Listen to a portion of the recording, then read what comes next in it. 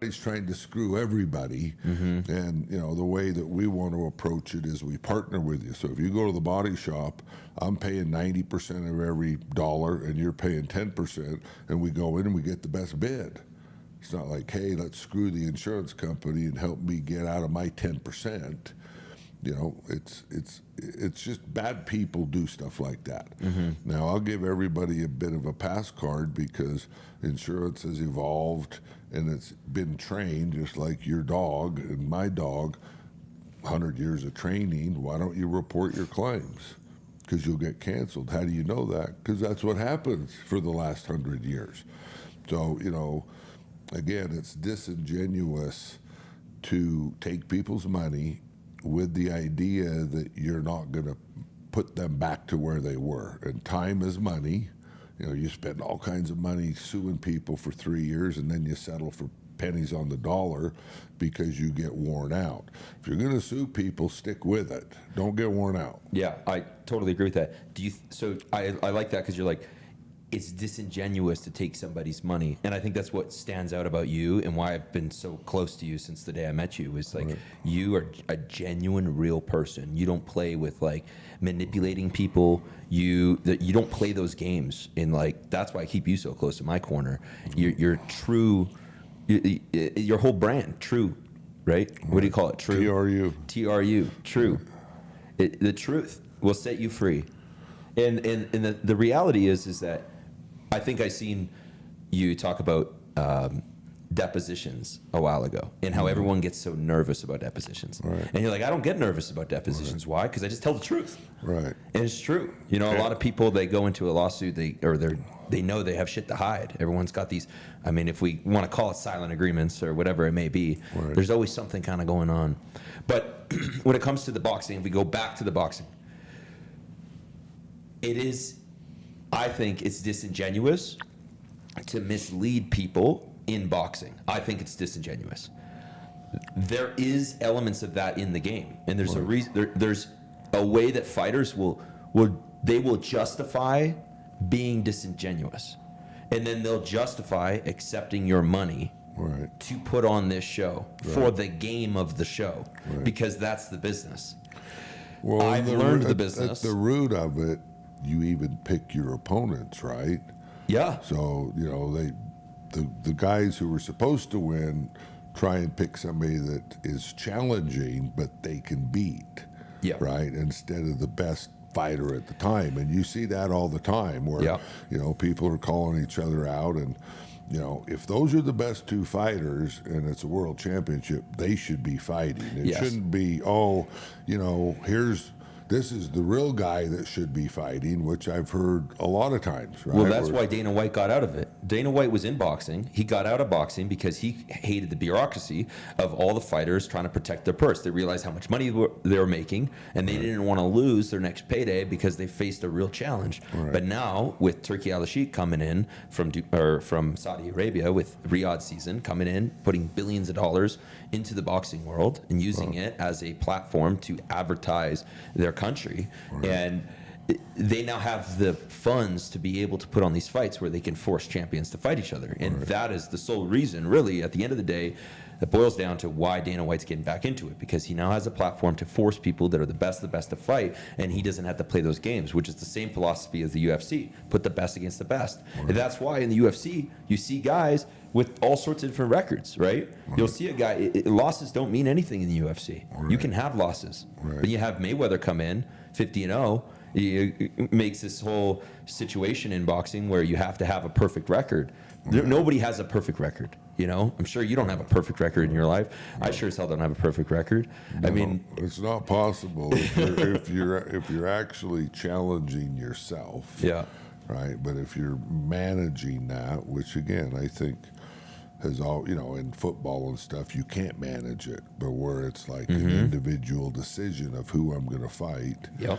And I've always remembered since I was a kid that they weren't really fighting the guy they should be fighting because they're trying to manage their way up. Yep. So we talked about this though after my last fight. Right. An unfortunate loss. Right. Home runs versus bases. Right. Now, I could still have a challenge and hit some bases, Right. and get some wins, and build some experience. And that's the journey now that I'm going to be going for. You know, I'm going to hit some bases. Go and maybe tone down the level of crowd that's going to be there. Don't be so focused on bringing thousands of people to my event. Right. Instead, focus on building up skill, picking opponents that are going to help me build as a fighter, so that I can start developing these different things that I have exposed within myself as a fighter since I jumped in with Wolves. You know, I believed that it would be disingenuous to go and jump in a ring with a guy that I know I'm going to beat. I want a challenge in everything I'm doing in my life. Right. So my first fight, when I knocked the guy out in 37 seconds and it went super viral and we got 1 billion views, well, that was pretty good. But going into that fight, I told every single person on my team I did not want to fight that guy. I told everybody. The guy he had 25 fights. He was way more experienced. It was my debut as a pro, and I had no amateur background. And I knew for a fact I didn't want to fight him because I knew I'd drop his ass. Right. 37 seconds in, he's down on the ground. Right. So I knew that was going to happen. I saw the results of that with 1 billion views. I understood the game that I could play, but I didn't like that game because inside it didn't make me feel fulfilled. Right. So my ego personally got in the way, and that's where I went and took the challenge for Le'Veon Bell, who's the #1 cruiserweight in all of influencer boxing and crossover boxing. Everybody talks shit about influencer boxing, but influencer boxing is getting very competitive, okay? Right. These guys have been training full-time for the last 7, 8 to 10 years. You know, these guys are better than most pros. That's why you see Jake getting the momentum that he's getting.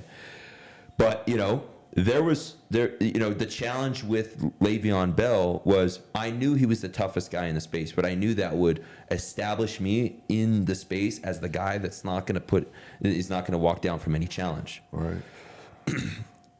I then took a year of training after that. I had one more fight with Ashley Raksu, which I won. And you know, I fought this last guy.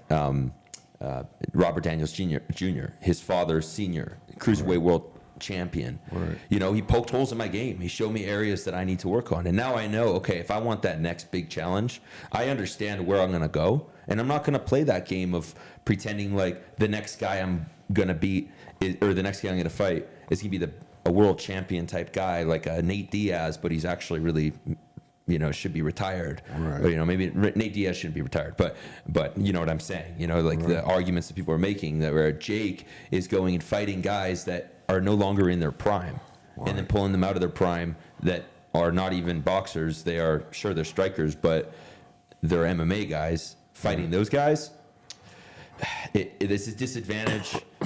I wouldn't say there's silent agreements in those fights, but there's a blueprint to fighting somebody like that. I don't want to fight that. I want to fight guys moving forward that specifically are going to help build parts of me that will make me a better fighter so I can have more seriously challenging fights, but come in with adequate time. Right. I just don't believe in having silent agreements in there for the art of the show, which is just not who I am. It's not in my character. And I think that the people around me wouldn't be with me if I was playing that game.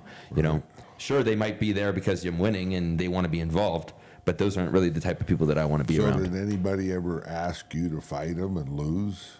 Like, I have you been presented opportunities as long as you would, you know, not beat the guy? Yes, I've had both ways. Right. I've had people tell me that they would let me beat them. Right. And then those people I just laugh at. Right. I'm like, who do you think you are to come to me? What was the I'll just beat you. What's the dollar amount they offered you? I haven't been offered that much, to be honest. It's not much because fighters are broke. And usually you get it from the manager, right? But most of the managers are broke. There's very few people in the boxing space that are actually at the top and can actually play seriously, right? So I'm gonna ask you, and then I'll refer it to Rick too. I was just curious. I think that's true with everything, to be honest with you. There's, you know, like the insurance business, and, you know, I just think that most people don't know the whole game. They know their link, and there's 20 links, and that's how you kind of justify not holding yourself accountable, maybe, because you did your job, right? And the other guy screwed that part up, or, you know, he's the one that didn't take care of that. And that's where, you know, I started face to face telling people, I'll defend you if you get sued. And then I've done it and won, right? And I've done that for myself personally too. 4,000 times. Yeah, and again, the time where I was accused of a felony, I couldn't own an insurance company, and so it was like the ultimate risk, right? If I was found guilty, and you could take a misdemeanor, and no big deal, but it was a big deal to me because I knew I didn't do anything right. What was the verdict at the end of the day? I mean, they just threw the case out because Oh, I got had dropped. video, Yep. and then I sued the cops, Yep. which nobody wanted to take because I'm not in a wheelchair, right? I'm a white guy in Chicago. Oh, I know this story. and they're like, Yeah. "You're I not remember gonna this get story any now. money." Yeah. And I told them all bullshit, and I won $200,000 judgment, but the whole thing cost me $380. So a lot of people say to me, "Well, you're stupid. You wasted $180,000. You could have pled guilty." And my reputation, my history, and my it would kill me not to know if I could have won or not, Yep. right? Just like somebody saying, "Hey, fight me," and you do it, you take it, and you lose on purpose. That would kill you forever. Would never be right? able to You would do it. think, "I wonder if I could have won," right? Now in a fight, you're gonna know, right? If I was in a tussle with somebody, I know I'm getting my ass kicked, or I know I can kick their ass, and if I can kick their ass and I give up, that's your reputation, that's your inner peace to me. So anyway, I think you just got to do the right thing, and whatever business you're in, hold yourself accountable that if you switch positions with other people, and if it's gambling and you're throwing it, what are you doing to the people that are gambling? And you can say, just like with drugs, it's their own problem, right? They're gamblers and they don't manage it. Well, you're affecting people's lives and you're changing the game, just like the NBA guys, right? Miss a shot, lose, get a little bit more money, but how do you walk around and feel good about yourself? I don't get it. I think that I think most people don't think about that. Think of how many people have success and they don't know how to find happiness. Right. I don't think people realize how important it is to have integrity within themselves. Right. Is they can walk around like that. But I think once you actually respect integrity within yourself, you can't do it. And that's a character trait. And I think that what I've learned, especially in this business of boxing, is there's a lot of people that lack integrity. And that's just because they just don't have that DNA. Right. And it's sad. Right. But you got to filter those people out fast. I would say the same about insurance professionals. That professional.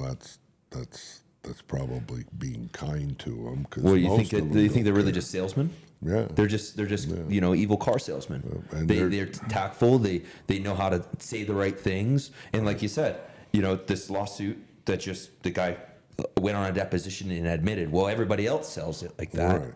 That's total bullshit. What are you talking about? Right. Just because everybody else does it doesn't mean that it's okay to do it. Yeah. And the level of audacity to be able to go on a stand and lie, or just tell the truth about how you're lying, and just think it's okay. Right. Did he ever get in trouble for that? By the way, it's still ongoing. It was a $3.3 billion company that went broke, similar to Uber. And I quoted it. I met with them.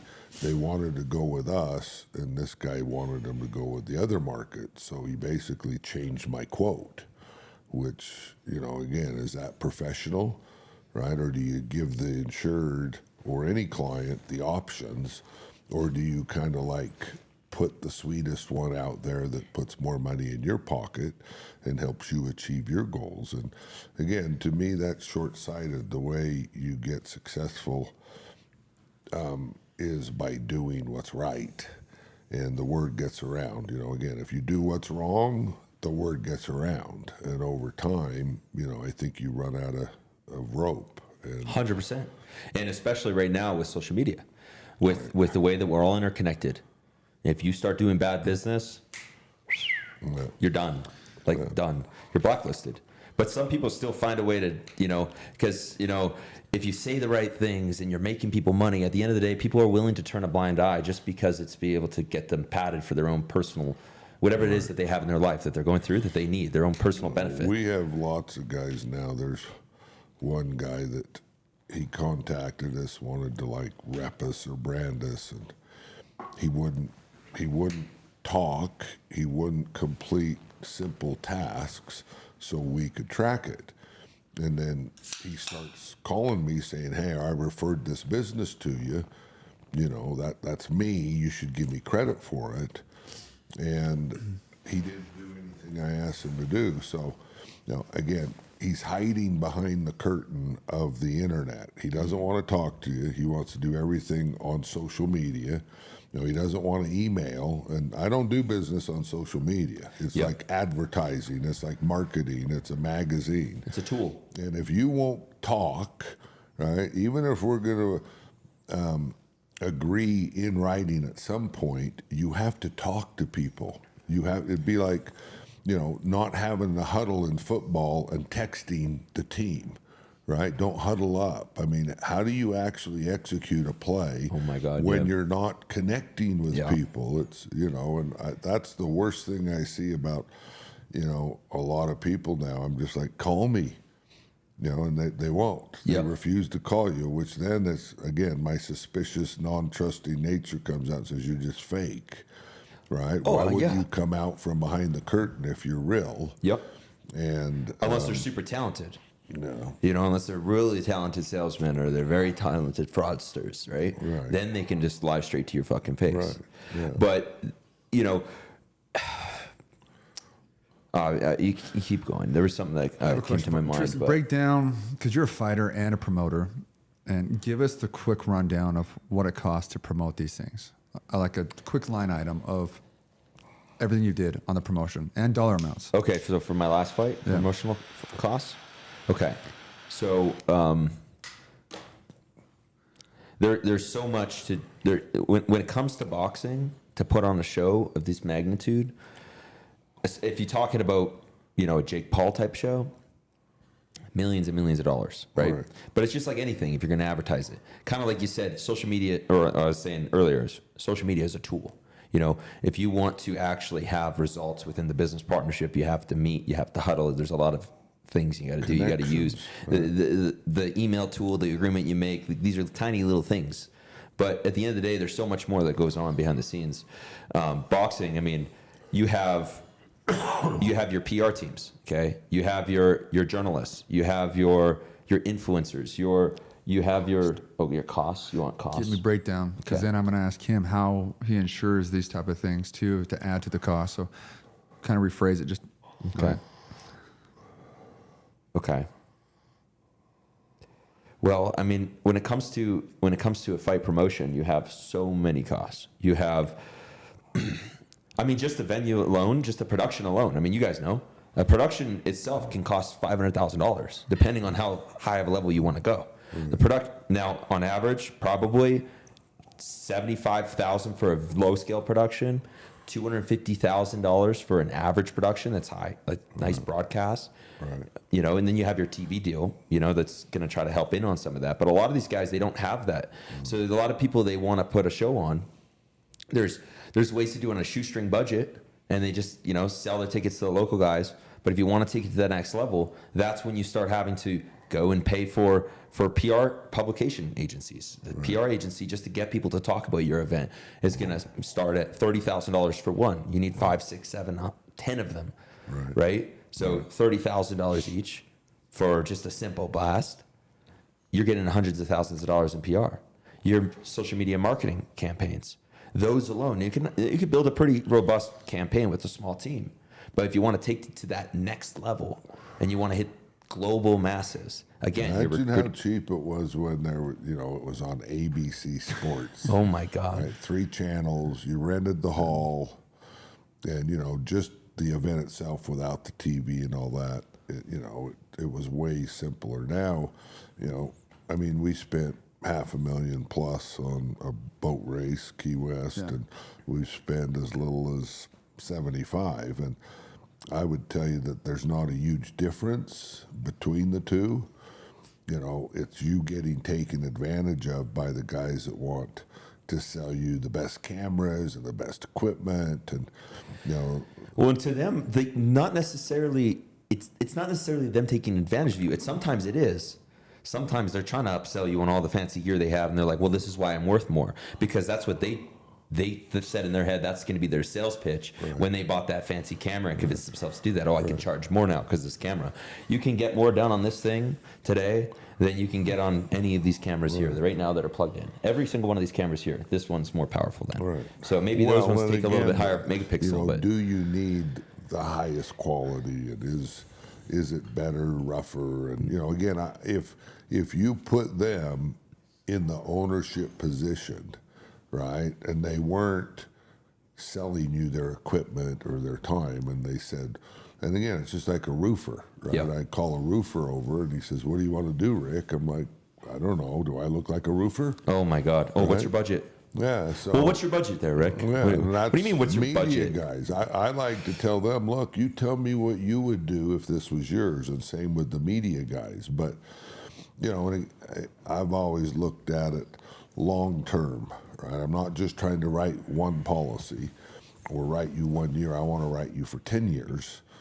And I think the media game, the guys I've dealt with, would be better served having they did that and said, look, we want to go 10 years with you, but they're all trying to, you know, make their model work, which means they have to overcharge you because they've bought too much equipment. Or, you know, a lot of that equipment, in many cases, it's outdated.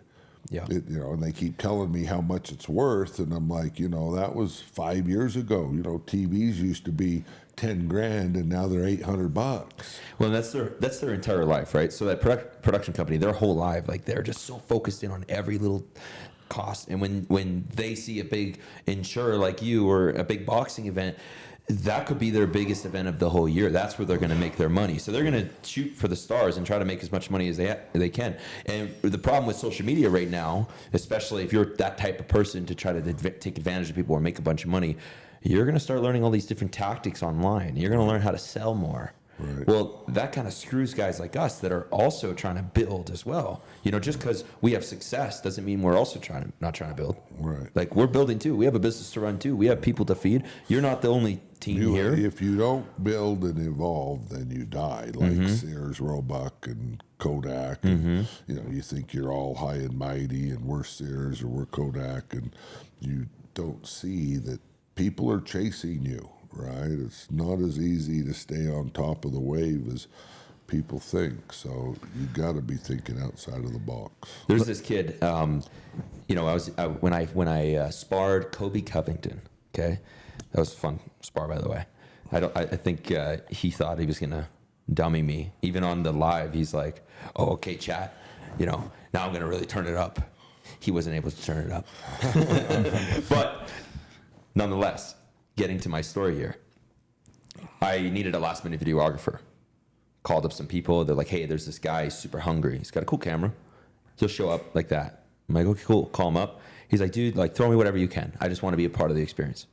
I'm like, "I like that. You're thinking more like a partner." So he shows up. I ended up paying this guy probably 3 times more than I would have ended up paying him, right? But he didn't ask for that at front. He had a beautiful camera, an amazing camera. He shot everything. It wasn't the best. It wasn't the most stable with the best gimbal. He just handheld that shit, and he showed up, and he got all the shots. He just captured everything that I needed. Right. He sent it over, uploaded it overnight. He stayed up all night, uploaded that shit. Sent it off to my editors. Within, 2 days, we had a full YouTube video built in live of me and Kobe Covington sparring. Got some good viewership, got a lot of breakup clips, went super viral, got on to the next one, was able to spar the next guy. Delivery, upload button. That's what matters today. Right. The race of the upload button. The level of quality, I was just at this big event, okay? An amazing event. Now, the producers of this event, his name is Eric. Really great speaker. Love this guy. Puts this huge production on. The production's over. This happened last week. I still have yet to receive one photo, one piece of video, anything from the event. Right. I know how much he spent on that event. Right. I know he spent hundreds of thousands of dollars to make this event happen. And I don't have a single clip. I don't have a single photo. He had Getty Images there. Yeah. We don't have any of that. You lose You sound momentum. like me. You sound like me. I get all of this content and it's in a black box. And I'm like, what am I going to do with it? How do we get it out of the black box? Yeah. Well, I'm going to throw some people under the bus right now. Just hit the computer you're gonna do it. Well, see, this is what I'm saying. I'm kind of gonna get shit now. We all have our own jobs, and it's called highest and best use. Right? Exactly. Who's the best to do that? I'm not the best to do it. Well, and I almost think it's somebody that's not as, the filmer and the people that own it too much. They're the ones that want to make it perfect. So they should actually tell the people, this is the story I want to tell, and then they should go tell the story, and it should be something you pump out rather quickly. Well, I'm allowed to talk on this topic, and I'm allowed to take heat from all of you guys in here. Go back though. Wait, hold on. I want to say this while I got it. I know we're going to get some clips, but let me get this out while I got it, because it's a good topic. Is that I actually started as a production company. That is why I am where I am. Because not only did I start as a production company, I understood how to actually build content and catch people's attention, but I excelled because I understood at an early age how important it was, the race of the upload button. And that phrase, race of the upload button, I actually heard from a guy named I thought you were saying upload bunny. Oh, no, button. The fuck? I got it now. Some kinky ass shit. Where was your mind going? Get the bunny. Get the bunny to run. Right? Get the bunny out of the box. Let's go. It's the hardest conversation to have with the videographer or a production team, because it's so ignorant for us as the company or whoever it is, or even the actor that wants the content, wants to push it, or the influencer, whatever you want to call themselves, right, or the athlete, whatever. It's ignorant for us to say, well, get me this uploaded now. But those content creators that get it up now, those are the ones that excel and win, right, because I get it. You want me to cut it off? Because they but pay let me get it. Let me get it to out. what the boss wants. Yes, but those guys are all gonna. He's gonna cut that. He's gonna cut that out. I love all of it, but you're shifting gears. You go back to the boxing. Is the topic is boxing? Focus on the problems of boxing, and focus on how you're going to ensure those. If you did a one-day boxing event, how much would it cost you to put it on? Ask him. $100,000, $200,000, and if you did it, you weren't doing it the way other people do it. You were doing your own event with, I don't know whether you do 3 fighters or 5 fighters, but it's a one-day event. Okay. What's the cost per day? Because on the boat races, it's about $100,000 a day. Per day. Okay. Yeah. So if you do it at a shoestring budget, you could probably pull off a fight for $10,000. Right. You could probably make that happen. It's gonna be a shit fight. Right. You could probably get an incredible fight done with maximum amount of effort. If you put in max amount of effort, you could probably get a beautiful event done for $50,000. Right. But everybody on that team is going to be come maxed down out. to who's coming, who the fighters are, right? If Yeah. you could get Cowboy Cerrone and somebody that was MMA that you could get back, right, to just a one-time fight, you could put it on for 50 to 100, but you'd have to have prize money to get those 2 guys to come, or they're not coming, right? That's how Jake Paul got this last guy to come. Yeah. Right. Yeah. Well, I think you can do. It's just like anything in life. You can do a lot. You can stretch something pretty far. You can squeeze a lemon pretty far, right? You can have less talent but more energy, and be able to put on a pretty big event for a small amount of money, probably around 30 to 50,000. You can get a pretty good thing, especially if you really know how to market online. You can get a lot done with that. But if you have money, you can reduce the talent, the amount of energy that every piece of talent needs to put in, other than the fighters. When I'm talking talent, I'm talking about PR agency. I'm talking about the marketers, the journalists, the people coming up to support it, the actual operators. You can reduce their level of talent and effort if you bring up that price. So, to put on an actual really good high quality event, you're at $1 million. Right. It's $1 million. Where's that money going? $200,000 is going to the production company. Most of that money, $1 million, probably $500,000 of that is going to the fighters. If you have good fighters. Now, you can have the best names in the game. For example, you have these mega stars, right? They cost millions of dollars, but they lose their momentum so fast. You can have the biggest names in the game. For example, I fought Le'Veon Bell, massive name. The guy can't sell tickets for the life of him.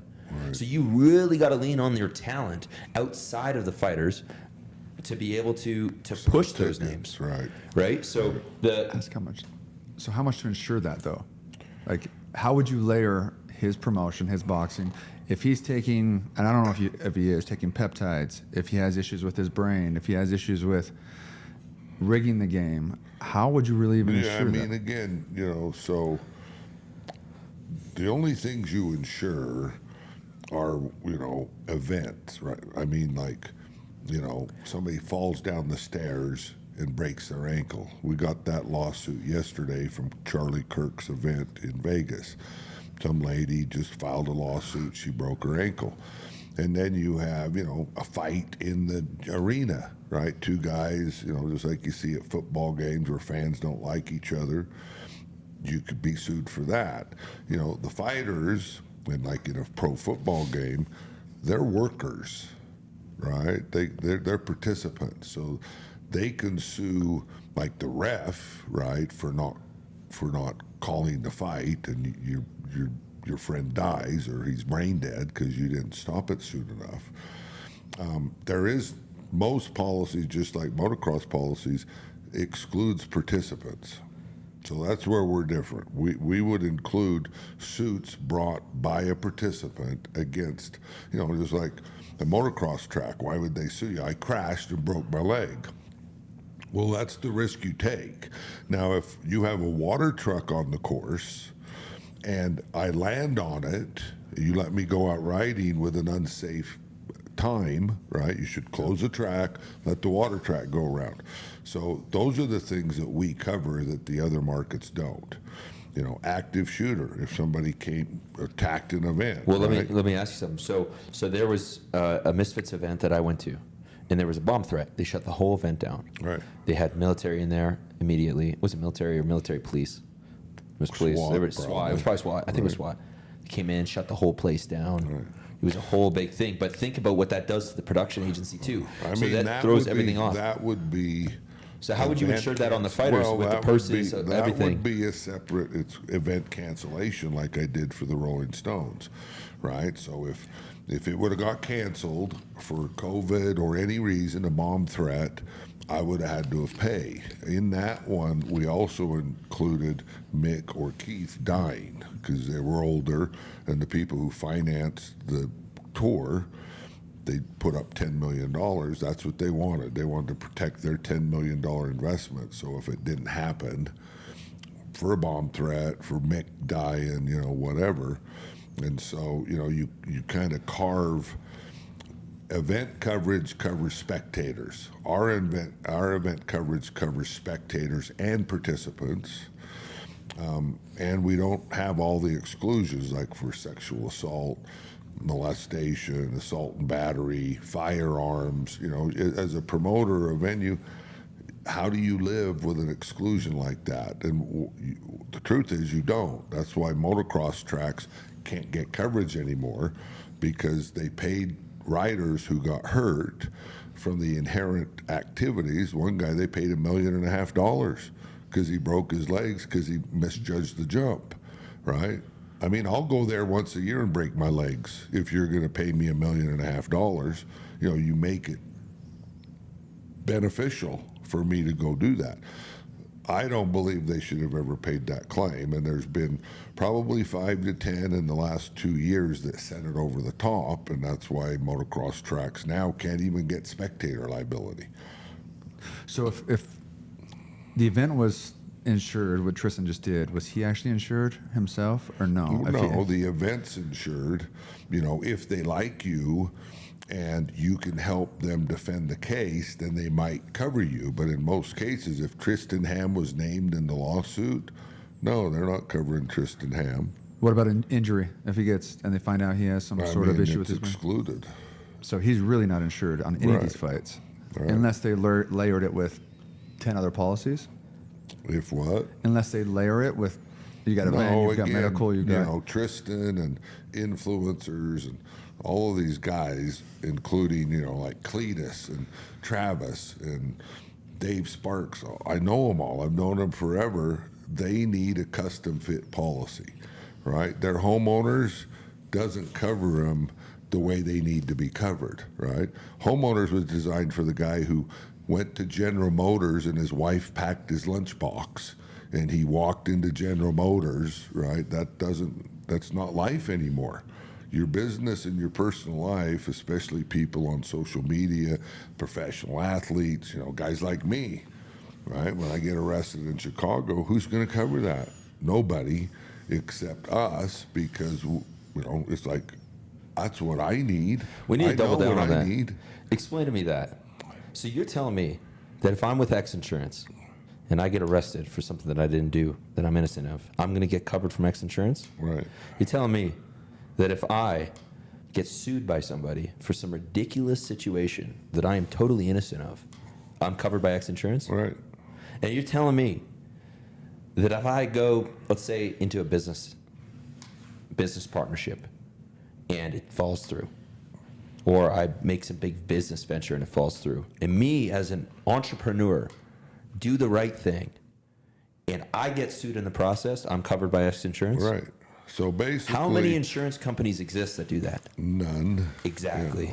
That's why I formed the company, because they offer you, it'd be like going to the shoe store and all there are is size 7 shoes, right? It's a homeowner's policy is basically the same for everybody. Excludes your firearm, excludes this. So the way we do it is we ask you what your work, your play, and your home activities are. And, we're doing this for some big motocross guys right now.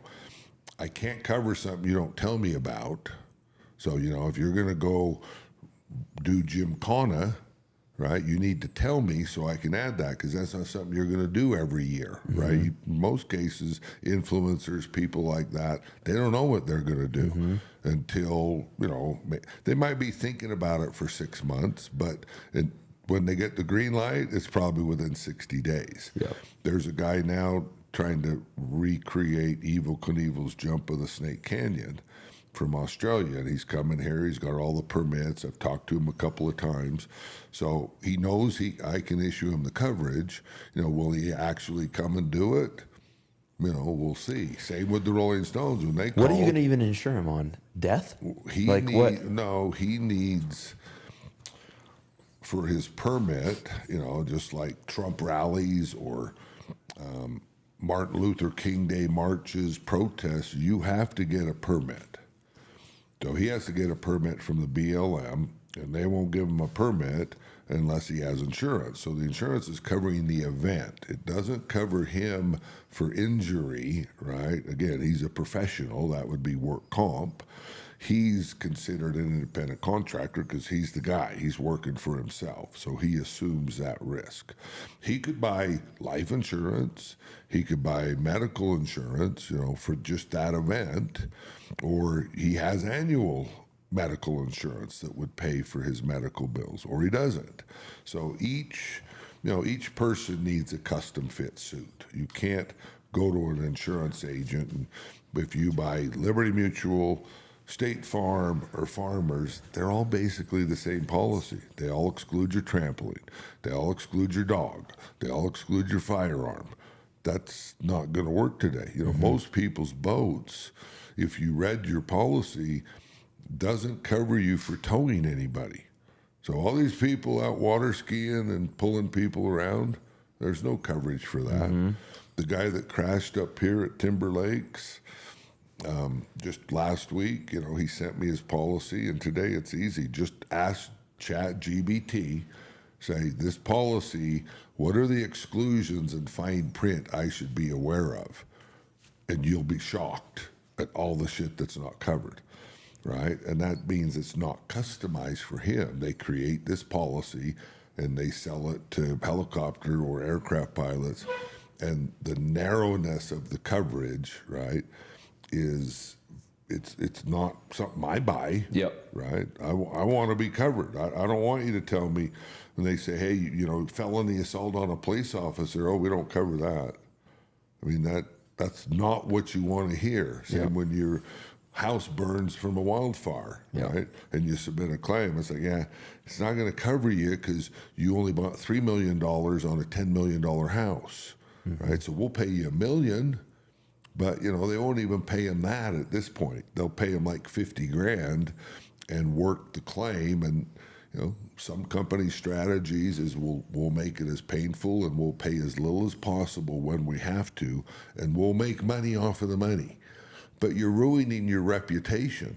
So, Jake at State Farm pays all these athletes millions and millions of dollars to claim they're a good neighbor.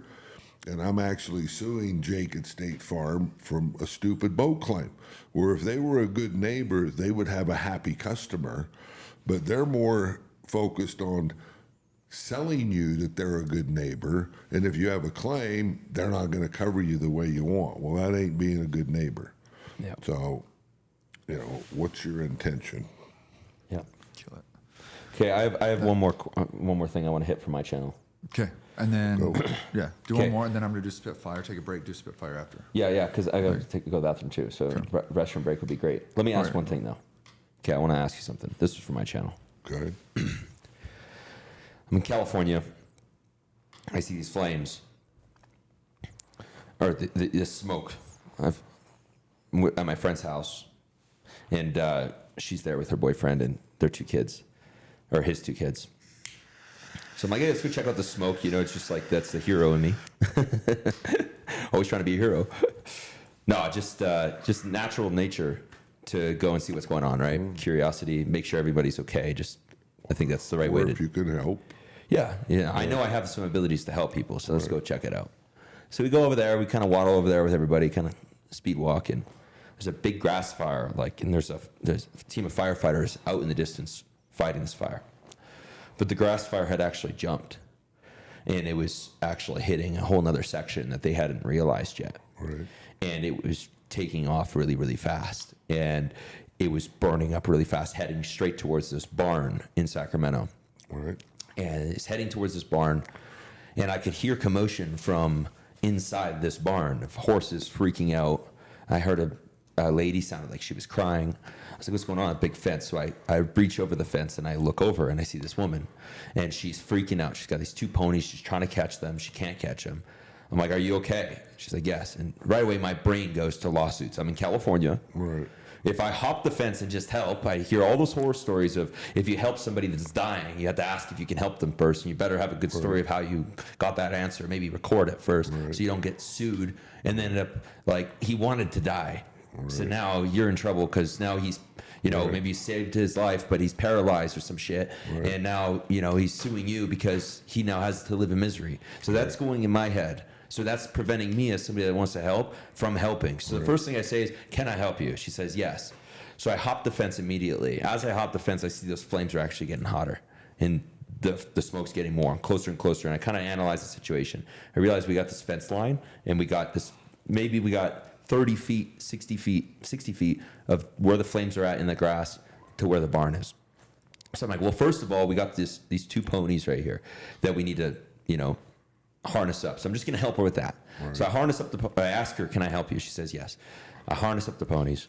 I get them out of the fence line so that if the fire comes to the fence line, at least these 2 ponies are safe. Right. Next step, I'm like, where's the other animals? She's like, they're all in the barn. So I go over the barn. The barn's completely filled to the roof with smoke. These horses are jumping on their hind legs, freaking out, kicking the sides of the stables, trying to get out. Right. And here I am stuck, wondering, do I help these people? Do I help these horses? Do I help these animals? Because me as a good person and as somebody that loves animals, I'm going to go and save the situation. I'm going to get these animals to safety.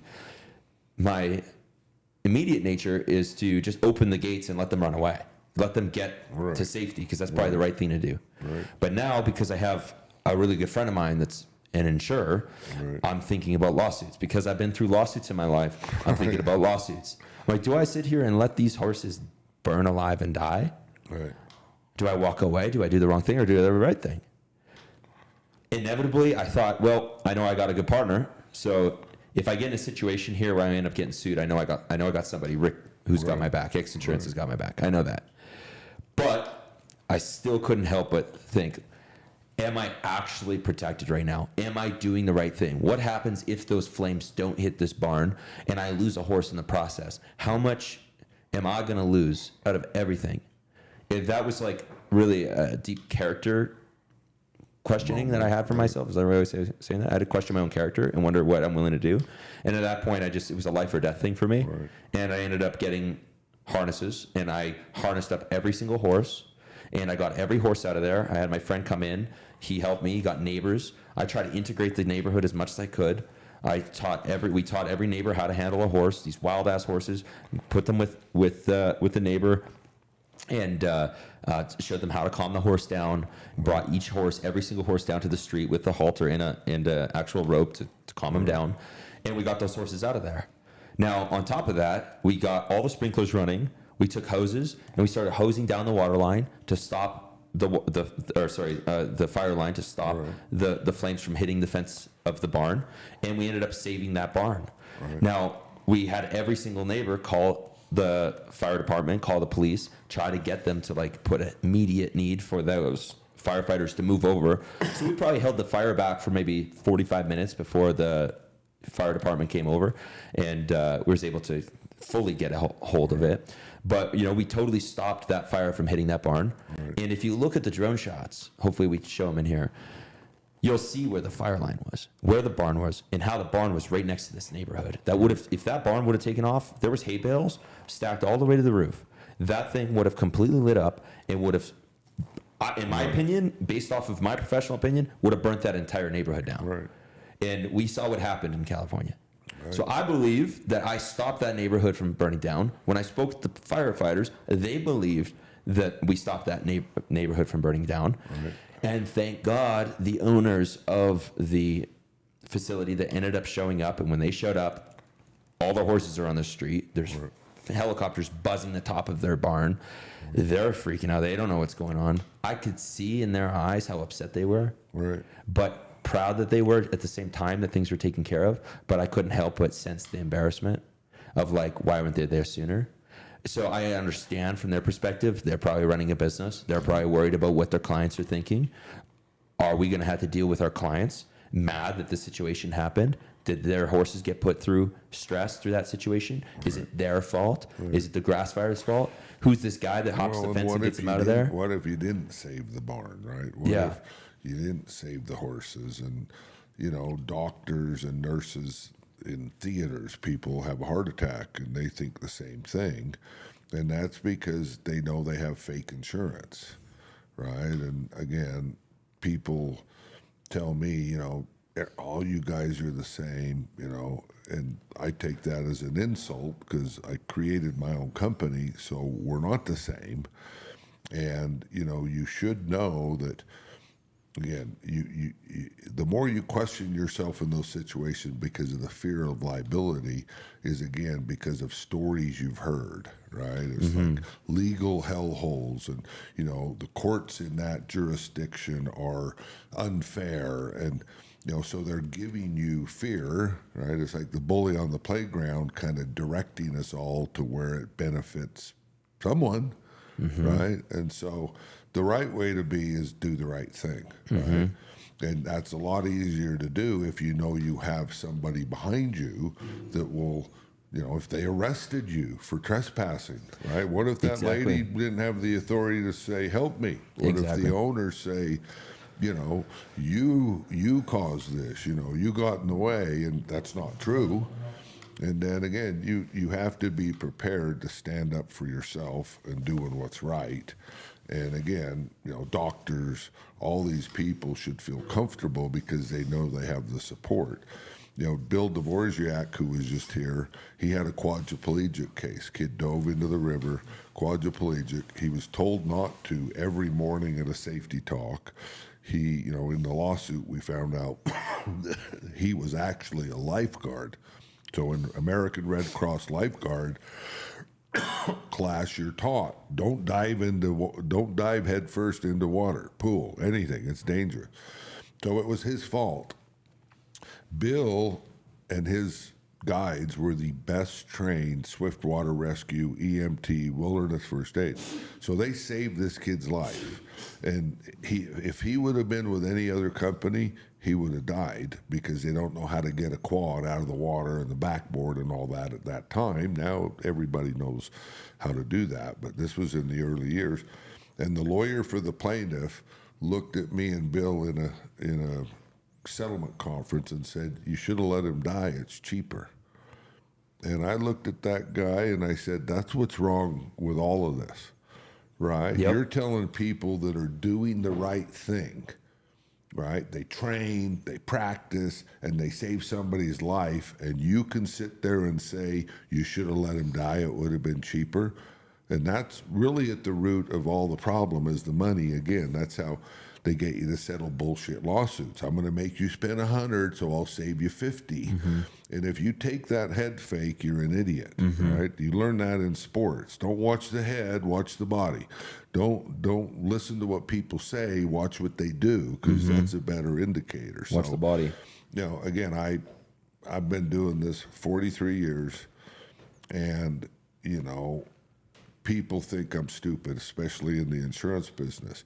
But for 43 years... They think you're stupid. Why? Because you're covering everything? Because I do everything different than them. Okay. Right? Yeah. And, you know, they're all about speed. It's like, you know, you can't touch all of these. You got to just create a flow where, you know, and it's like, dude, that's not what we do. We're like an old-fashioned haberdasher. You know what a haberdasher is? No. He's a tailor.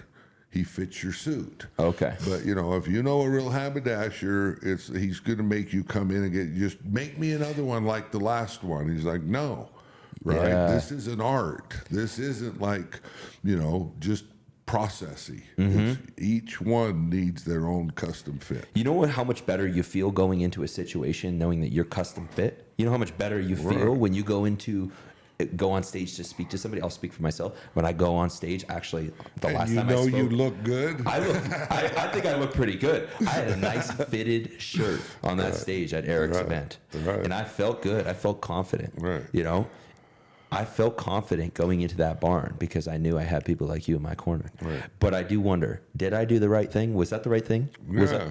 And you can only decide that in your own mind. Well, I'm asking the insurer. What do you think? In that situation, you know the situation. Did I put myself at risk? Yeah, but you did the right thing, so that's not. You can defend yourself with the right team. That, you know, I did what a good person would do, and you can second guess that all the time. You know, and again, the difference would have been had it gone different, right? The fire jumped, you couldn't stop it. You still did all the good. You know, would somebody have an incentive to try and toss you under the bus and try and get themselves out of it? Right, which is normally why people throw other people under the bus. They're trying to take the attention off of themselves and transfer it to you. Well, you know, there's this guy who jumped over the fence and scared all the horses, and it's like bullshit. And you would want to testify, and you would want an insurance company, and, you know, we would have to manage the lawyer and say, dude, I did everything right, just like me getting arrested in Chicago. I'm like, no. I'm not listening to you. I'm not listening to the dumb lawyers telling me to do stupid shit. Yep. Right? I would rather do the right thing, and if I lose doing the right thing. Yeah. I think that the person that does the right thing wins every time, no matter what. Right. Because you have to think long term too, long game. If you look at it a certain way, it could look like some guy, some influencer dropped the fence, took a bunch of videos for himself to make himself look like a hero so he can get awarded and go to this thing. I never got awarded. I never got any clout. I didn't post that on my Instagram. I didn't post that on my social media. Somebody else actually posted the video that I took, and I just ended up putting it on my TikTok after the event. I never even put it on my Instagram, which has millions of followers. I ended up getting awarded by the California government a year later on the anniversary of it for recognizing me what I did. But from one perspective, that could definitely look like I did this for clout. Did not do this for clout. If you look at the video carefully, you'll see there's massive plummets of smoke right behind me, red and orange from the heat. I saw part of it, but I didn't see the. But I saw you with the horses and getting them out of there. I just want like a soundbite of him like saying that I did the right thing. I did. I saw that. I just want like a soundbite just for like legal purposes here. Tristan did the I'm right actually gonna thing. clip to that. No, close the podcast, because then I'm going to do the fast reels. Like, 'Kay. Take the break, then we'll do the fast reels. All right, that was good. So did we get our soundbite that I got? What? Oh, the insurance preacher over and out. Wait, hold on. Wait, can I actually say something for the close for the insurance preacher? So I met you 2021, 2022. Since then, you have been a preacher. but you've been in my corner through a lot of crazy shit that's happened in my life. You've seen me grown in so many different ways. Right. And well, there's something that I have for you that I got for you, and I've actually made this a while ago. Oh. And it's actually interesting because after I made this for you, you continue time and time again to be there for me in ways that I can't even imagine. And so I built something for you that I don't think you've ever gotten before. So let me grab it. Okay. And let's see it. Okay. So which one of these mics is better? They're hooked to different things. One's up for this camera. One's. Uh-oh. Uh-oh. Uh-oh. It's a haberdasher. If you take a close look at this bag, you'll see how wrinkled it is. Yeah. You can see how far that this bag has come because it's taken me a long time through many different states that I've lived in my boxing. I've carried this motherfucker around to bring to you, and every time I see you, I'm just in a bad position to give it to you. So here it is. Open it up and take a look at what you got. It's a clothing item. It's definitely a quality item. Very cool. So we have a real, genuine leather jacket. Yeah. Hey, not with a gun. Look what it has on it. Got an X insurance tags. Real leather. Yeah. Team Hamm in the back because he's been on my team and in my corner for years now. X Insurance Boxing because we're trying to convince these guys to help out the boxing space. I think they could do a lot of damage there. But I want you to take a close look at something else. I want you to. Why don't you open that jacket up? Open the jacket up. Hold on a sec. Open it up all the way. It's quality. Come on, baby. This isn't just a jacket, okay? This is something really special. What does that say? RJL, the insurance preacher. The man in the arena. You know that quote, don't you? The man in the arena. Yeah. Very cool. Yeah, Theodore Roosevelt, the man in the arena. Amazing quote if you guys haven't heard of it. There's very few people that understand that what it's like to be in the arena, to fight fighters. And just last night, Rick was out super late and telling me, dude, you fight every 6 months. I fight every day. And it's true. I mean, you know, I've been a huge advocate for what you do for people for a very long time. And, you know, I've seen the fights that you've gone through. You're on the phone at 2 a.m. fighting other people's fires for them, protecting them and taking care of them. And I think that's something that a lot of people don't realize. And, you know, I just want to thank you for being in my corner. Thank you for the hours and hours and hours of advice that you've given me. The hours of plane rides where we sat there talking about my bullshit and you helped me navigate it through when I had hit rock bottom and you helped me get back up. You know, I could have given up on boxing on my first loss. You know, I kept going because I had people like you in my corner. So I appreciate you, man. I love you, and thank you so much. Seriously. I appreciate you, and again, it's about who's with you in the tough times. 100%. It's about the long game, and most people are flashes in the pan, and we've known each other a long time, and need to do more. 100%. Right. Well, are you gonna put it on? Let's see if it actually fits. Sure. Put it on. Watch it be tiny. Put it on in front of the camp. Where are you going? I gotta take my hoodie off. Yeah, the hoodie on. So that's gonna be. Want to see it? That's gonna be heavy. When'd you get a 12-pack? You got us in trouble with the live stream when you were smoking. What? You got us in trouble on TikTok. Did they saw that you were smoking on TikTok? No way. Yeah. I told them that. They said they don't care. Perfect fit, I can tell. Is it? Oh, yeah. Stand in front of this camera, this one. The insurance preacher. Let's go, baby. This is like an obstacle course. Yeah. It really is. A guy like me getting through there with the camera. Hey, look out, rugged cowboy. You can't be wearing that down to the Park City events. Good thing you didn't have that in Vegas, but it would have been in trouble. Not too pretty bad. I like it. It's awesome. Well, it's good that it fits. That's good. Beautiful. And on the cuff there on the side, it's got the Team Hamm But I didn't want to advertise too much for Hamm because I didn't want you to be a billboard for me. I'd rather you be a billboard for X Insurance. So. I appreciate that. That's cool. We got one new follower, our boy Nate, come on in. Let's go, Nate. Who do you contact about potential marketing partner? Just call RJ right there, 801-304-5510. Hit him up, 801-304-5510. We'll hear his helicopter ringtone go off. Oh, the helicopter back. That was a good ramble. Okay, so I'm gonna go to the restroom. Are we gonna do some rapid fire after, or what's he want to do? We gotta do some rapid fire, Tristan. Tristan, rapid fire. Gonna be a sandwich. What do you guys think of the I Hate Insurance podcast with the insurance preacher that got us in trouble? The insurance preacher's getting us in trouble. Ollie, what are you doing, bro? What are you doing, bro? Say hi to the viewers. Come on, bro. All these through here. Ollie, we didn't even know you were here. You were so quiet. I forgot he was here. Okay? Oh, doesn't want the viewers to see. Doesn't want you guys to see. Take the secrets. Pinball game he's playing.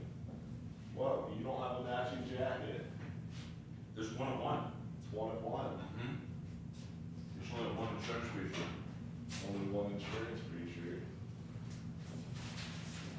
Yo, where's our boy? Round 3 is coming home. You got more questions for him. Follow him into the bathroom. Show him. Hey, he wants to see you. Hey, It gets dark in here. this is our boy Cody. He gets all the lectures going. Peyton said hi. What up, Peyton? Oh, we know Our Peyton. boy Peyton. That's Peyton. Gene and Peyton. They're watching. Told you. Hey, Ask Oh, Peyton, great. ask Peyton to send some gifts. Peyton, send us some gifts, bro. Off the street. Show us some love. Get some Show us gifts. some love. Ollie, time to take a break. Ollie, time to put the phone Put down, it buddy. down. Dad doesn't like the phone. We watched this, we done. You're gonna get up, you're gonna have Hey. to. We know you see him on the phone all the time, but you can't be on the phone. Oh, look, Ollie, Okay. the dog would love this. You wanna go down next to the gym? Look at this. Come on. Ollie, you can't be on the phone like your dad, okay? Look at this here. How many phones you got, Ollie? How many phones? He only has one of his dad's, one of See his it? dad loves music. He doesn't have a phone. Do you see him? There's like 4 of them in there. What happened to his son B? Why did you shoot that deer? You get arrested. It's not good. Last season. Come on. Oh, hey, Silencer Bros right here. Um, Utah. Yeah, so So we're gonna do right now. fire question. Wants to come by Give next me one week. that says, Tell him to come by. This is Suppressor Company. Tyson. You guys. He's the head of marketing for all of that, but they're You guys looking think for, That's what I have on. they're looking for good locations to shoot content and stuff. That's all we're at the market for Suppressor. Yeah. Trade outs.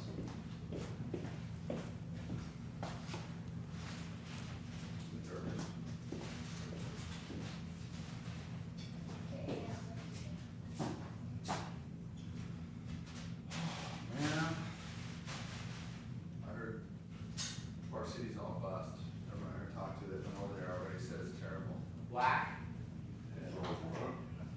I think it was good when Robert Redford was running things and It's like you, the crap party now, bro. that's what it's like. I already saw some videos because that girl Leah, she was sent me a video too, and I was like, it looked like a little hood teenage party crashing. And I was like, oh, What is she doing there? I don't know. With all the Hugging other around. What are you doing, bro? What is chicken? I'm having a piece of Hey, is Ollie the one that was on Aaron's video? Or was that me? It's Ollie. That's Ollie that was in the video. Shit. You guys have a knife? You see a knife? Over there, there's not one of the top drawers. I take this. You have some of If the we sound. get 50 viewers, Aaron's gonna jump in the pond, or Cody's gonna jump in the pond. Honor the pool. Come on. She had to fly to LA for. I thought she was going to the meta party tonight. Yeah. Why? So you're not I going had to posted it on social media. People are going We could just to go- see Christina. we could Every go time. right She was now. going though, that was the whole Yeah, point. people are going just to see Christina. She's going to, and then LA go. An LA call. LA.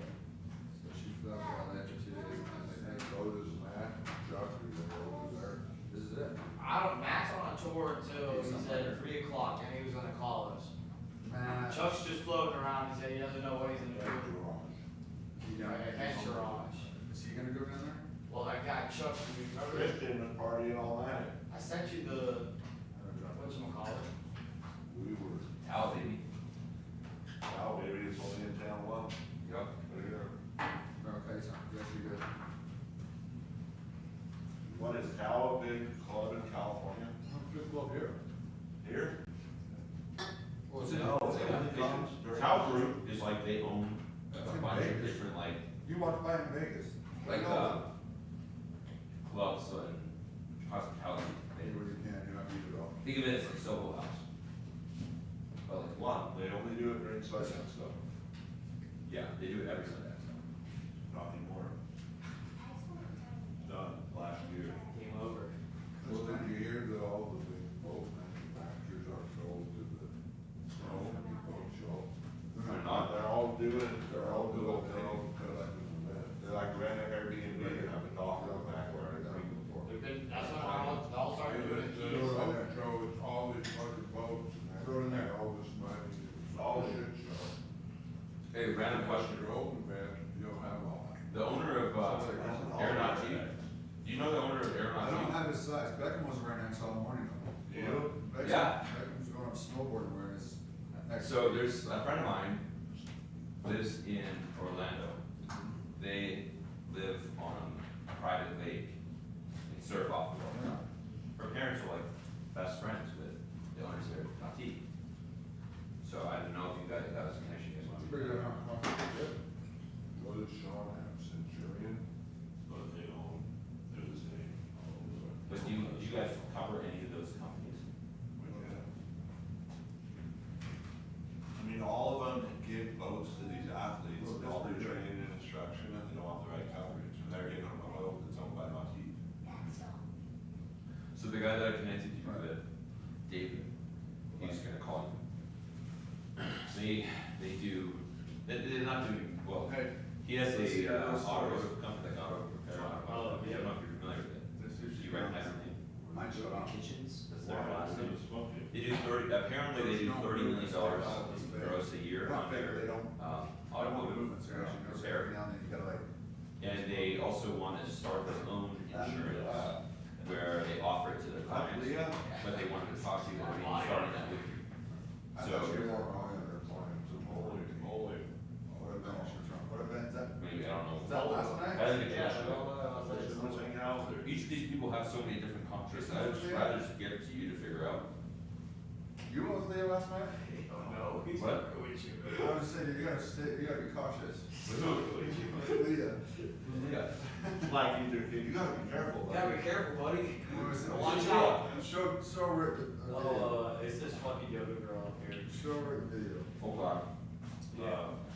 Let me see. Is there a red flag? You're chasing. No, Stay that was away. that one that came up here, but she's fucking cuckoo. But she got a body on Oh her. my god. Huh? Where's her at? No, it's- She was that She's pretty- crazy. is she crazy though? Fuck yeah, she's crazy. Oh. They're just batshit. She's like, I've been sober for 3 years, I only did coke like 2 Two times. times, that like, you know, man, I was down with this for psychedelics, so like, oh, sober for a year. You ain't gonna die, laugh. You just gotta laugh, that's all you can do. Go ahead. Ridiculous. Is she going back there to town? No. Gonna spread her wings and check out. Oh. They give you the number. Dave, we'll give you the number again, 801-304-5510. You're kidding. I didn't realize we were live this whole time. Oh, yeah. You're giving the number to Rick's cell phone? Yeah, they don't, there's. 7 viewers, if he gets all the callers in Yeah. there. Well, my direct dial, that's not myself, Rick is myself. So, did the app work last night? Did you try? Or was it live? Still right now. You think it's gonna work? Yeah, dude, that app that we have, don't show a cigar, okay? The app we have, you can have DJIs connected to that app that guy was using in the store. So you can flip it. You can have all these cameras go into your phone and switch the cameras from So that. now we don't have to go, we already got the DJI. So that works pretty good. Oh,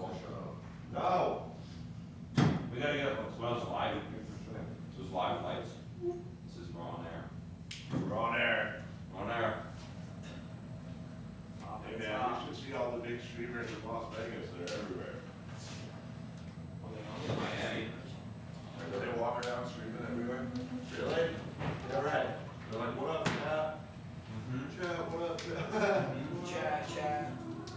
Oh yeah. What, you caught Rudy's line? What? Rudy's line is live. Who did I fight? That was wild. Oh my God. No, but what he said, he was saying, chat, I'm gonna turn it up.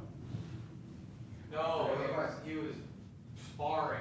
Oh, you were Oh, that was smart. Cool. Because he He's sharp. down the kick. He's actually pretty big. Yeah, he's big. Yeah. I see a picture of him. Oh yeah. He's pretty good. If you get it. He's like a heel in the UFC, so he just talks a lot of shit. Here. Yeah, big Trump supporter. Don't throw it in the face. WWE, You can walk out there. but a UFC fighter. Do we have e-bikes here? Whose land is this up there to the right? Can you go right around there? Everything to the fence. What can you ride? I think that's all like, right? Yeah. What? They run through there. Kids like running through there. Those are Mel's lawns. Those are Mel, so we can do whatever we Come want. on, yeah, screw it, do whatever. Let's go build a bone cross track. Sorry, Mel. Rain. Sorry, Mel, you know how I do things. Well, thank you to whoever ordered this food. Brenda. Well, whoever retrieved it from Brenda.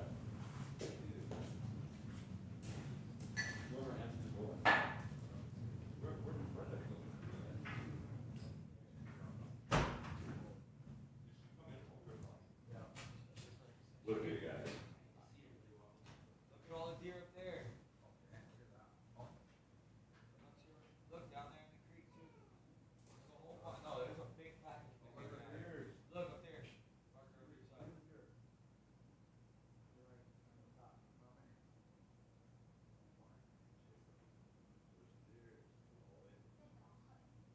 Where's your dog? Your dog chase him? Let's let the dog out. Remember, we got banned off of everything for the last herd running. Yeah. Well, Malco came up to him, and he kind of went like this, and then he went right. And then Malco just wrapped it, bro.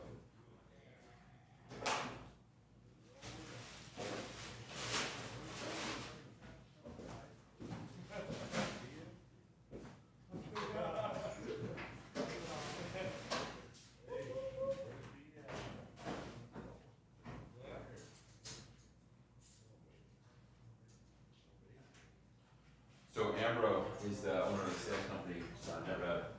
So he's on his way now. He'll sit down and we can talk about how we can see how we can figure out how to integrate it. Well, I'm only going up there and go. Yeah, so he'll come up this way. Go over right now. Well, not right now, after we're done with this, but it's gonna be, He's bringing the viewers, he's bringing it's the gonna be viewers. stupid. Is it? Yeah. What's gonna be Bring your stupid? glasses up? No. Oh, fuck. Nope, I left them right on top of the safe. I even moved them. Those Oh, you went out to the ranch too and took out yours? Yeah, I'm an idiot. Good about what? I got them Ray-Ban Meta glasses and I left them on top of the safe and Those are dope, aren't they? You know what we should do is chase those deer. I pulled your That's last that ring. ring does fly, bro. I already said we're known for chasing animals and things, so. Ollie, stand down, come over here. Oh, you blocked it. Chop. Yeah, back up. Oh, you blocked it, bro. Got it. Ollie. Nice. Jump over it, he jumped He was over so it. fast. Got it. Now Parker's in the room. Go run that way.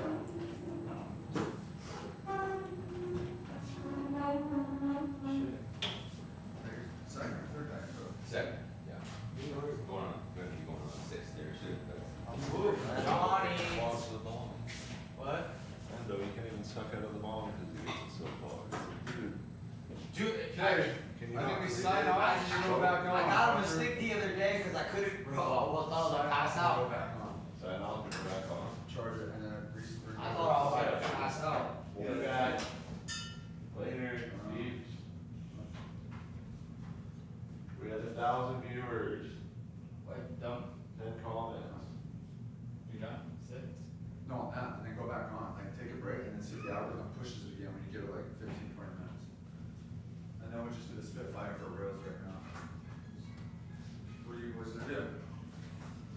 Park City? What's that? What?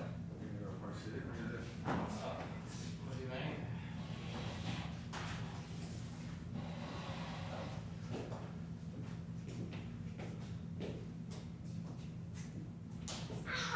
Yeah.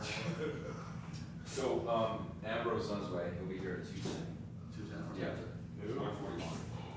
All right, let's shoot this real fast. Told him who Ambrose is, right? No, I just spit it real quick. Just want to- Should we take this stuff down real quick? No, we're gonna shoot real Still fast. has, I wanna go through this. I think we're still doing something. Yeah. So and then you're good. And then we'll get you and. There's a lot of- You and. Who's editing that? You two should get out and fight.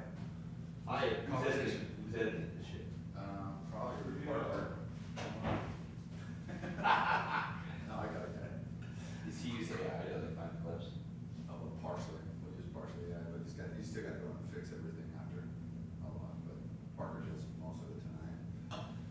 Okay. So if it's not live by tomorrow, it's on Parker. The one I want to post is the one about the fire. And I need to follow up clip. I'm just thinking in my head what I basically need him to like kind of emphasize a couple things. Well, that's why we- so I have more spits in him. Otherwise That's it's just why like- we're gonna do Q&A. Yeah. You ask a question, you respond real fast. He asks a question, you respond real fast, because I can keep it under 40 seconds for you. Yeah. And then you can run it like a. I text you the question. If you have multiple ones, we can use them. Sometimes you ask a question, it's not the Where's type your of bag? answer you look for you. Right under there. Well, no, the fridge. The fridge. Ollie, Behind you, bro. Through there. Ollie, To the right of the bread. come here one more. Ollie, did you win your game yesterday? Your basketball game. That wasn't him, it was Beckham and West. West, my boy plays on the high school team. Oh. My old one. I thought you were on that team. You're not on that team? Why not? It was a fun Too game. short? They did well last night, and it was. Too short. Right. Okay, this is all just bread now, here, 2 more Do bites. you think that they would know, like, if you just wore a jersey and just rolled up, started playing, like, would they know? Here, 2 more bites. They would know that you're not on the team. How? How would they know if you wore the shoes and the shirt and everything? Like, how would they even know? Here. Yeah, but they don't know. Like, what if you were Let's go. playing good? There you go. Kill that sucker. Almost there. So what's your thoughts now? You're gonna stay single or date somebody else? Wait it out? I'm gonna figure it Do out. you have an open relationship now? Like you're saying, dating date or it's done? I mean, I'm not seeing it. I'm allowed to. Yeah, But but you're I- official, like she's seen somebody else? I'm sure she is. I walked away from her, you know. I had to. I had no other choice. It's lack of respect. Because of her or from somebody else? What do you? You're saying you had to because she We're treated not you allowed. bad? We're not allowed. You took it. Okay. Okay, Parker, 2 minutes. No, I'm saying, because if she was doing something, or people in her group was doing something. Me and Steph were on really rough terms because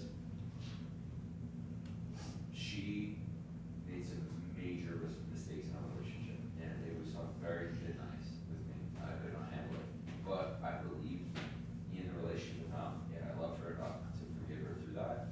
And I do believe in God, and like I do believe that you should, if you really. Because when I saw that relationship like a marriage, I didn't see it as like a fling. We were together 3 years. You saw you and her as a marriage? Yeah, Yeah. consider it a marriage. That's how I consider it. Okay? And she saw something else? She doesn't have a biblical background. She doesn't have a moral compass like Yeah, that. so it's just whatever. Filter. So it's like whatever, right? So Or she Okay, so that's what she did. she got afraid of me walking away from the relationship, and Or the- she got afraid that if I walked away from the relationship, that the truth would get out about some of the things that she did in the relationship.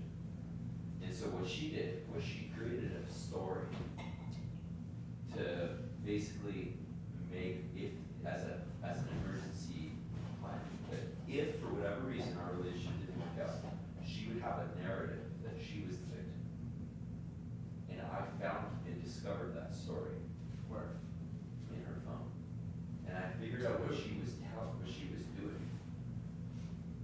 She was sending that to people? She was preparing as a plan B what she would do if we broke up and how she would sabotage the business and the company we were building and all these things. And how she would get out of the company by twisting stories and fabricating lies about our relationship. Now, none of this stuff's public. Nobody knows this shit. So there's no reason why I should tell you it. I wouldn't tell you this unless there was a reason for it, right? And what she texted Rick had nothing to do, didn't have any details. So like, I don't have to give you these details. I'm giving you the details because this is how wrong it was. And so she fabricated a story that things in our relationship happened that never happened. And she fabricated that, you know, she had cheated on me, I think, a couple times. She fabricated the reason why she was cheating on me. Justified and all these things, right? And when I discovered that, I told her, like, I can't believe that I found this. I can't believe that you were planning on that if we broke up, that you would take the company, that you would take our money, that you would abandon us like this, and then you would play victim for the things that you are absolutely guilty of. I'm like, you're lying to yourself, you're playing this delusional game, like, I'm not gonna stand for this, like, you know, and so, we also had some other things that I wasn't comfortable with. Infidelity was an issue in our relationship. She had been unfaithful in the past. And so we had a business agreement for our company, and that was an infidelity clause. And she was trying to get out of an infidelity clause. And that was a huge red flag for me. Why are you trying to get out of an infidelity clause? You literally put it in there to show me that you were never gonna do that again. Now you wanna help. That's a red flag. So she started building like this, backup plan that, you know, if the relationship didn't work out, that she would be able to come out on top and be able to take the business. So I said, I'm not gonna let them get to that, we're gonna finish it now. So, yeah, that's why, you know, and so. So how do you come back from that now? Is it done? Well, that's obviously the 30,000 foot view of it, right? There's obviously more, I guess that's why with that, like, there's a lot more in there. No, So, how do you, state of maturity? what I hoped that would happen out of that was that I hoped that she would reflect on what she did, and she would undo some of the things that she was doing. But instead, she doubled down on it and made it impossible to come back to. So now it's just a waiting game. It's like, is she going to feel the loss enough to the point that she realizes that she's going to change it, or is she going to rebel? And she's rebelling. So it's like, you know, she's got. I tell Eric, like I tell all you motherfuckers. She got 4 more. These boys ain't loyal. You got, once they gonna do it once, they gonna keep doing it. Just kick them to the curb. She went from like being Eric's- religious and like getting All her. these girls, once they cheat on you once, they're gonna just do But it. what's your tell? Oh, Eric just was here yesterday crying about his chick. That father camera guy, the one that you sent it to. Well, I'm not crying about it. I know what I'm worth, and at the end of the day, I look at who do I want to mother my children, and am I willing to tolerate this type of behavior, because that's not what I'm willing to have kids with, and I do want kids with her. It's already like that, that's never gonna happen. She'll be like that forever. Exactly. They're just. Well, here's the thing, is that the problem that I had in the relationship was this, let me make it very clear for you. In the relationship, when I was there to monitor, everything's great. But when I'm not there to monitor, things go away. It's like, why do I have to monitor? You should be able to do this on your own.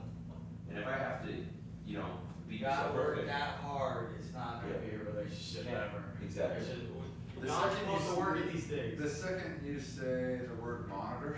Yeah, it's like, you gotta work You gotta bail. Yeah, that's, there's nothing you can do You about it. gotta, in a second, the dialogue opens up to So where say. you gotta like worry all the Yeah. time, you have to be, there's no dialogue, it's just, That's that's gone. That's You gone. You just have to say, hey, this is, maybe in 2 or 3 years, we find each other again. Yeah, like a long break, no talking at all, it's A just. big break, like a big break, like you're down the road and I run into you on the airport one day and we're like, maybe we did love each other. Yeah, but as of right now, if you go, But you go that way, yeah. rules, regulations, monitor and all that, it's No. just a freaking. It's not a way to live, for one. If you have to put it into a business agreement that you're not gonna cheat on a person, it's pretty fucked. That's just a given. Yeah. Unless you're both going to it with an open mind saying, yeah, I'd like to play the field, and that's just how you like to do it. Then, But But I trust me, don't like, think that ever works, honestly, but. you know, and everybody's got their own situations going on, but at the end of the day, you gotta kind of keep it kind of simple. It's like all the details don't matter. What matters at the end of the day, it's like, are you gonna be faithful to one another? Yes, Yeah, yes, that's, no. and that could come back in a year and say, you said, I still love this girl, like I've. And I do. I've dated all these other girls and then. That's the problem that I'm having. It's like There's that's the not a problem. lot of good girls out, well, from my year, I don't know if that's true. I'll probably find hoes. I but would you already know. No, it's the guys that You get and Aaron traction. and Neil, and I'm like. Bro, it's like. very, very, very hard.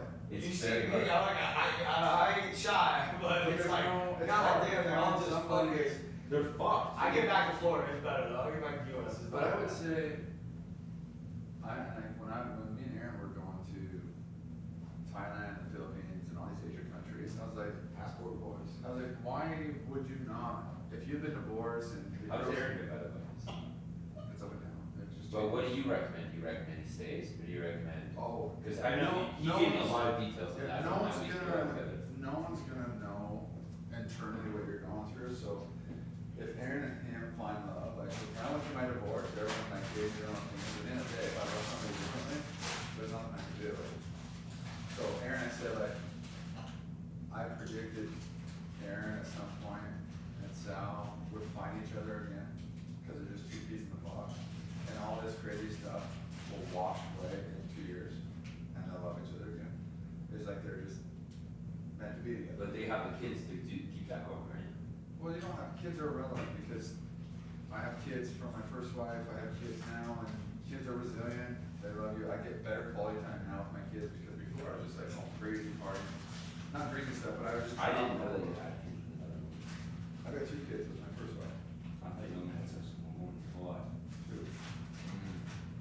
You know that? You Sorry. Did I throw you under the bus? No. Sorry, go ahead. We ain't gonna even body a lot No, later. 2.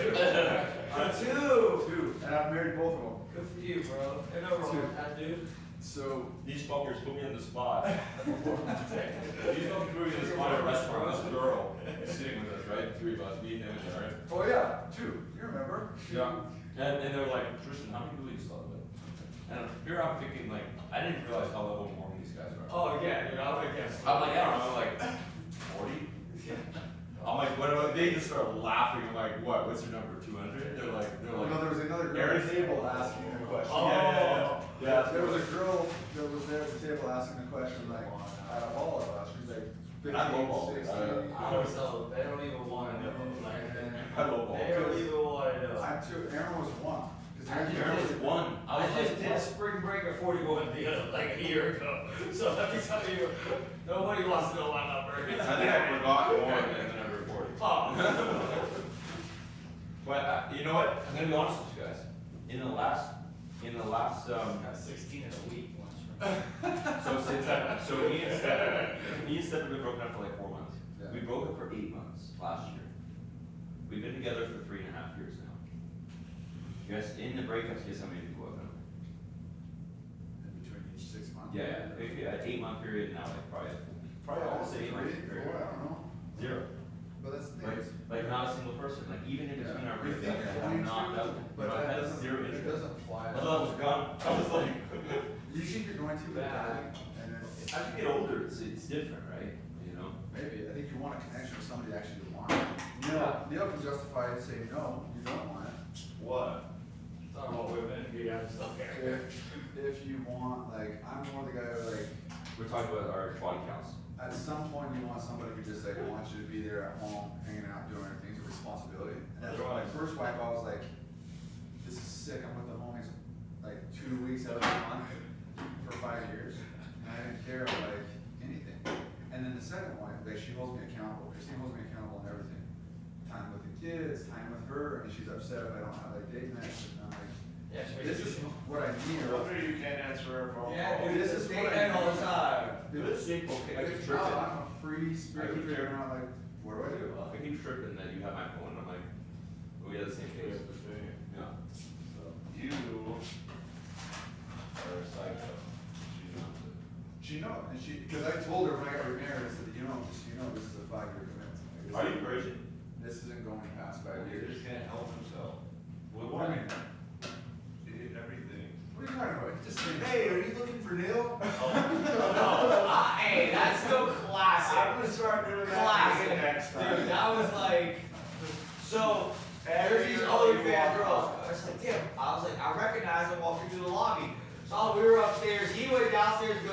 smoking weed, and they're smoking.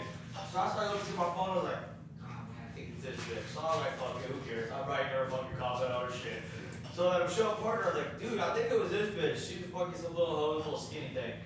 Next thing you know, he's FaceTiming Parker. He's like, where's the deal? And the FaceTime is the same hose. He just got them, and I was like, I need you to come to town tonight, actually. I was in the town. That's the stuff. I'll be your best. It's friend, open man. tonight, you should go. And I told Aaron, like, the problem with Aaron is like we used to do this. We'll bring him here after. Before. But now that Aaron's single, We'll get the live stream set up. Yeah.